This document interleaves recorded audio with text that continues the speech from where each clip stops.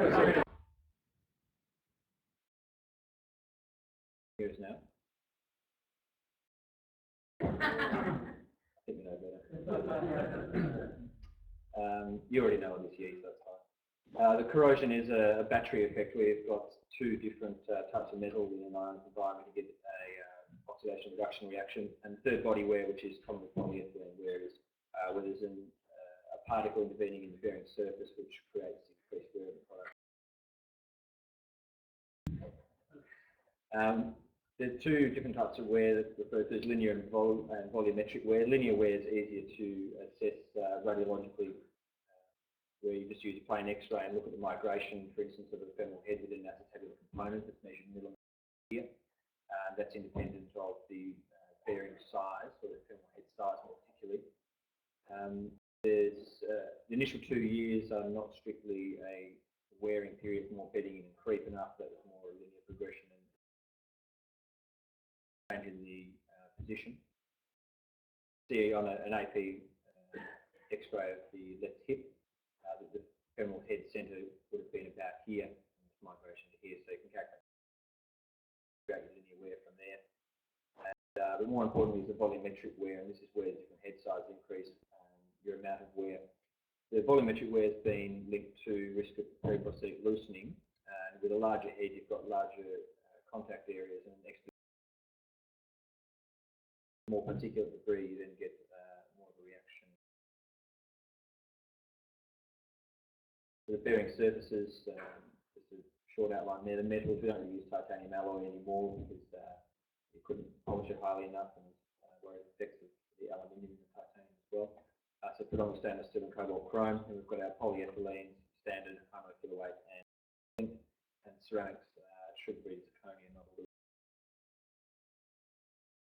Charlie was on the right track when he talked about low friction wear arthroplasty, and talked about the 22.25 head giving the lowest frictional torque and therefore low wear, and his results aren't much better these days. The increasing head size was reduced with younger, fitter, more active patients, and also decreased the risk of dislocation, which we have with the 22.25 heads.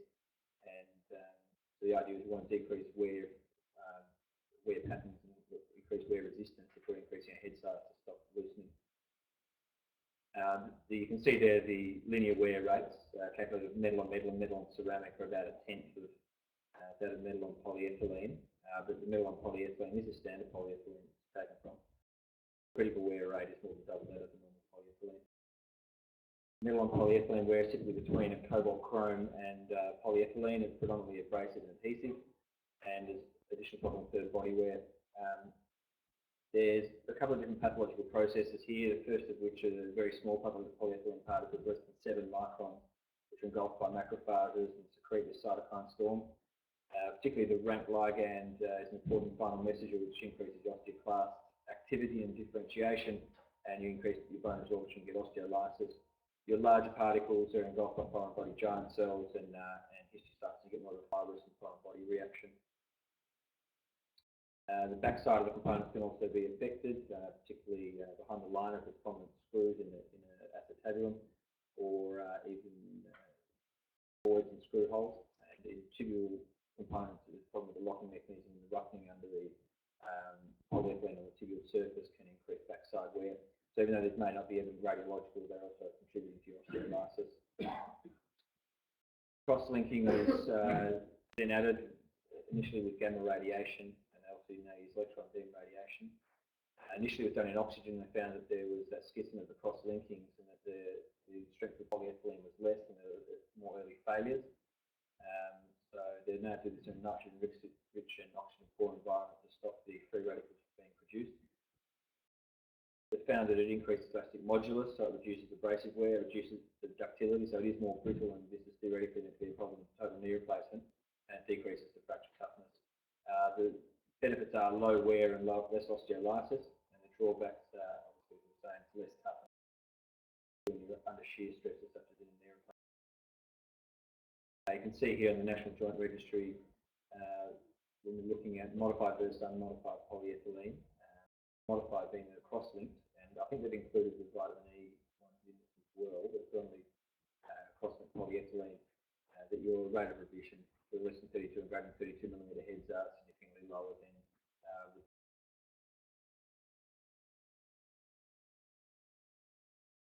the alternative bearing surfaces were obviously for the younger, fitter patients. We've got ceramic on ceramic, metal on metal, ceramic on poly, and ceramic on metal. We're really going to concentrate on metal and ceramic on ceramic here. The metal on metal wear is particularly of interest at the moment, and it's both in the hip resurfacing and total hip arthroplasty. Two highly polished cobalt chrome surfaces which are articulating. They've got much less abrasive wear than metal on poly. They're theoretically corrosion resistant, although some still does occur, and that's due to an oxide layer which forms on the surface. And there's been a high risk of complications with the resurfacing, which is not so much in the loosening, although we know bigger head size causes more loosening, but also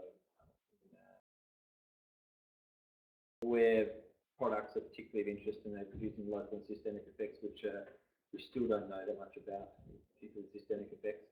The term alval has been used mainly, which is atypical lymphocytosis vascular associated lesions, and they're talking the acronym of ALTR, which is now a more broad term for the adverse local tissue reactions. Particularly a type 4 hypersensitivity, so it's T-cell mediated to the cobalt and chromium products. And histologically, it's fairly similar to those of the normal loose prosthesis, except with this added part of perivascular inflammatory infiltrate, which is the real hallmark of it. There's certain levels of ions that are said to increase the risk of an alval or ALTR reaction, which is greater than 10 parts per billion, elevated serum level, that is. And the other reactions that we also see are foreign body type reactions and pseudotumors, which there's a few reports of that have still poorly understood the systemic levels are much higher of these ions than in populations without total hip arthroplasty or resurfacing. And you can see the cobalt level is 7 times higher, and the urinary levels are 14 to 41 times higher. There's nickel in some of these cobalt chrome articulations, and we don't know how much there's nickel hypersensitivity associated with that as well. We know it's transported by the lymphatic system to the spleen and the liver, and there's some studies which suggest it's hepatotoxic and it also downregulates T and B cells. We don't know the effect in pregnancy, and this is more relevant with our titanium alloys with aluminium. And oncogenic effects which have been shown in animals, we don't really have any evidence in large studies over decades to prove any significance.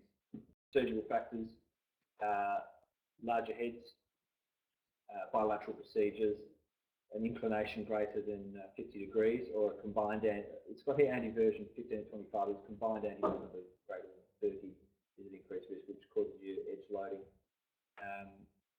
Patient factors, female, there's been other reports saying heavier patients are taller or more at risk, and implant failures, implants such as the short neck have been implicated too, and also resurfacing.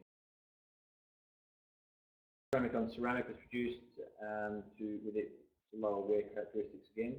Be more highly polished, it's very hard, but it's very brittle, and the initial ceramic bearings failed because of several things. There was a large grain size or inclusion bodies, there was low density, and therefore didn't have much compressive strength.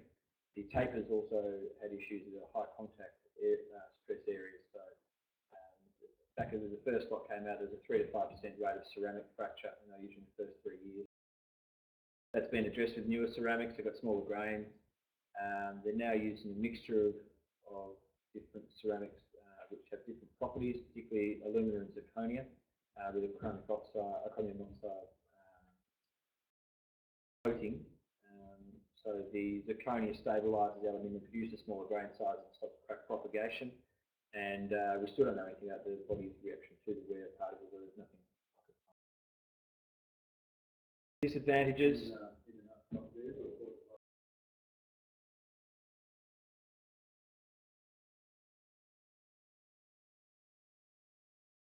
I think less particles